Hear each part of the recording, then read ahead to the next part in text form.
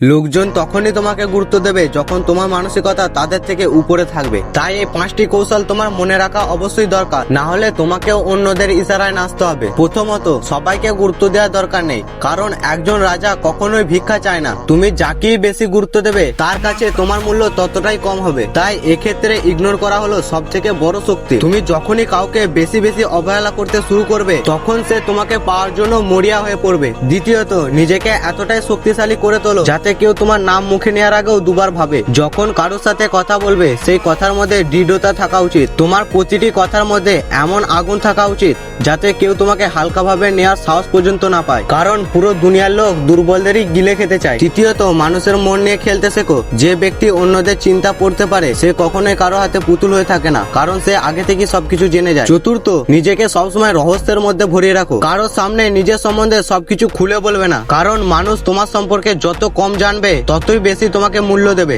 সহজে পাওয়া জিনিস হয়তো মানুষকে আনন্দ দেয় কিন্তু প্রয়োজন মেটায় না। তাই তাদের প্রয়োজন মেটাতে তারা তোমাকে গভীরভাবে জানতে চাইবে আর তোমাকে গুরুত্বও বেশি দেবে। পঞ্চম ধাপ, সবকিছুর প্রতি প্রতিক্রিয়া জানানো বন্ধ করো। তোমার কাজ দিয়ে সবাইকে জবাব দাও। আজ যারা তোমাকে অপমান করছে কাল তারাই তোমার নাম অনুসরণ করে তালি বাজাবে। এরপর তুমি ঠিক করো ভিড়ের মধ্যে থাকবে নাকি সবার উপরে, সেটা কমেন্টে জানাও। আর এরকমই মানসিক জ্ঞানের জন্য আমাদের চ্যানেলটি সাবস্ক্রাইব করতে ভুলো না কিন্তু।